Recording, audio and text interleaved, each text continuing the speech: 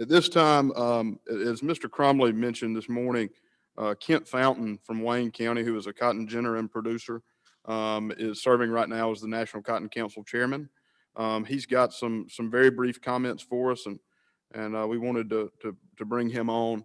Mr. Kent, we'll turn it over to you. All right, thank you, Taylor, and thank you, Georgia Cotton Commission, for allowing us to give you a report at your annual meeting on some of the items that the National Cotton Council has worked on this year. Throughout 2020, the council was very critical on legislative, trade, and regulatory matters, with a high priority being placed on seeking economic relief desperately needed by the industry members due to COVID-19 pandemic. Those efforts began last March when the council began engaging daily with Congress and administration. Our communication stressed the devastating impacts on textile supply chains as retail outlets closed due to the pandemic of COVID. U.S. textile industry, in fact, experienced declines of up to 90% in orders for yarns.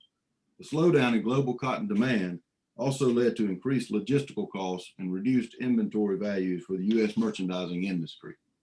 One of the first specific council actions was a letter sent to Agriculture Secretary Sonny Perdue and agriculture leadership in Congress specifying the U.S. cotton industry's extensive economic relief needs.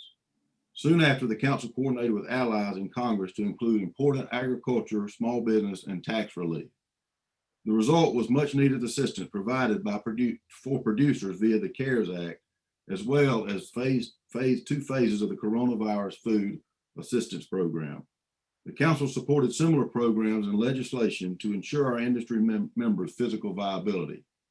That included working to ensure agriculture's availability in the Paycheck Protections Program and the Economic Injury Disaster Loan Program.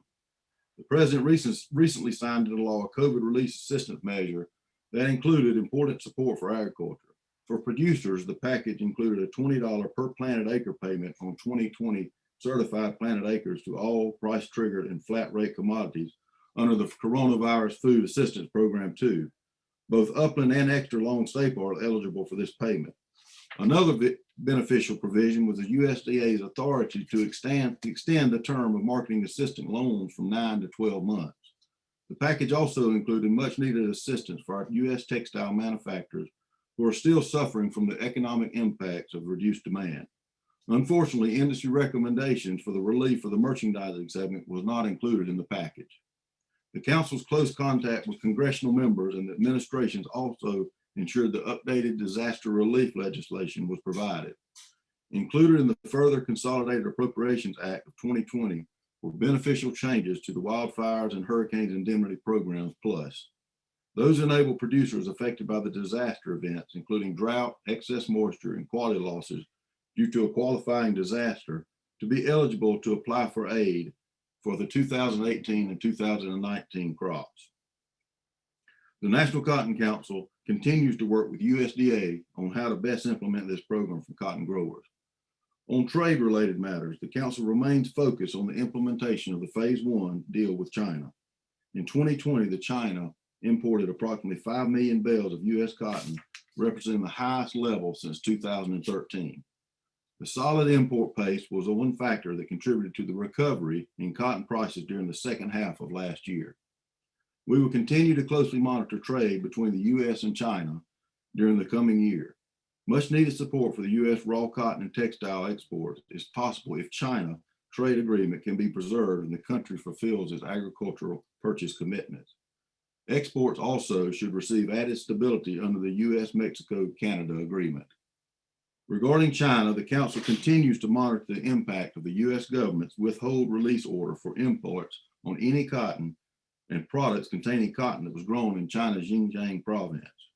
We have urged the U.S. government to accelerate efforts to develop technologies that can enable downstream identification of articles produced with forced labor so that any sanctions could be uniformly and accurately applied. The council also voiced support for a timely extension of the Caribbean Basin Trade Partnership, which was set to expire this past September. That legislation has provided significant benefits to the U.S. cotton industry, having helped establish an export market for U.S. raw cotton and U.S. produced yarn and other textile materials. As many of you know, the council is eagerly encouraging producers' enrollment in the U.S. Cotton Trust Protocol.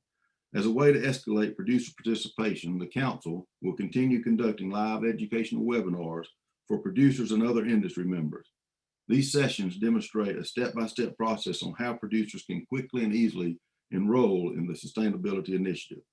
I urge you to visit trustuscotton.org for more information.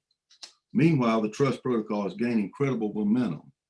Among strides were the program's addition to the Textile Exchange list of preferred fibers and materials, its selection of control union certifications in North America to implement an independent third-party verification program, its formalized agreement with Field to Market to document and accelerate sustainable outcomes for U.S. cotton production, and it's joining the Cotton 2040, a nonprofit sustainable coalition that brings together representatives from standards, producers, brand retailers, and existing industry initiatives to overcome barriers to sustainable cotton uptake across multiple standards. Additionally, the Trust Protocol is now a member of the Sustainable Apparel Coalition, which is an apparel, footwear, and textile industry's leading alliance for sustainable production. Late last year, the Trust Protocol also welcomed members leading global apparel retailer Gap Incorporated, along with the first 10 U.S. textile manufacturer members.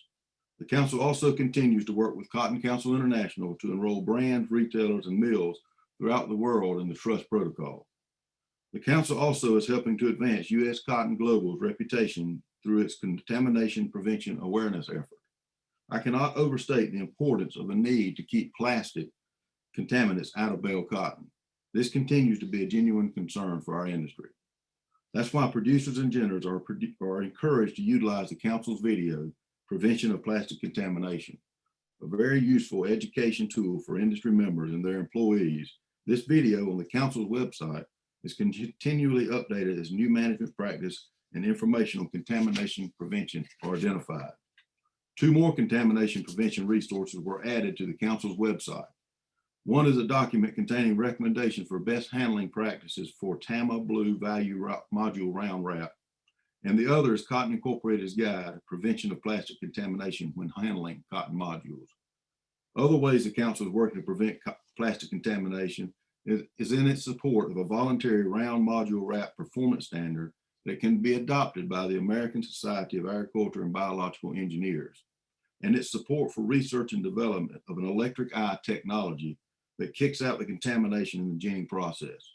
This technology has looked very promising in trials thus far. Another important educational endeavor is the council's coordinated belt-wide cotton conferences. One I believe has accelerated the transfer of cutting-edge technology to producers and other industry members. I'm pleased to report that the council's decision to virtually conduct the 2021 Beltwide proved very successful. The forum has been scheduled to be held in person in New Orleans, but like this meeting, was held Zoom due to COVID. Beltwide participants were very complimentary in the meeting's program content, as well as the ease of navigating online between the multiple concurrent sessions and presentations. In closing, I'm compelled to remind you of the critical need to strengthen our industry's relationship with new administration and the 117th Congress. A well-funded committee for the advancement of cotton will be essential to educating and communicating with the newly elected senators and representatives. I want to thank all the individuals who are supporting CAC and to emphasize the CAC contributions are a necessary investment for advancing U.S. cotton industry's economic health. The council will continue to stay sharply focused on our industry's priorities, including its economic viability. A united industry working together for a strong council and a well-funded committee for advancement of cotton will help ensure these priorities are successfully addressed. And you at the Georgia Cotton Commission and all the growers that make up the Georgia Cotton Commission and Georgia Cotton, we appreciate, and you're a vital part of the National Cotton Council through your leadership and through your financial support, and we surely appreciate it. And thank you, Taylor, for this time. Your service to the cotton industry as chairman and our special relationship with the National Cotton Council. As we close, there are a few people I'd like to thank, one of which is our Extension Cotton team and our extension agents that we could not accomplish the work that we do without their support. And also the folks here at the conference center who really helped make the production of this event today possible. In closing, we hope that 2021 is a safe and bountiful year for you and your families. And as always, if we can help you in any way, please do not hesitate to call us. And finally, again, like to thank the sponsors of this event today who made it possible, and thank you for being flexible with us today. So if anybody needs anything, feel free to call us or email us at the office. And again, hope you have a safe year. Thank you.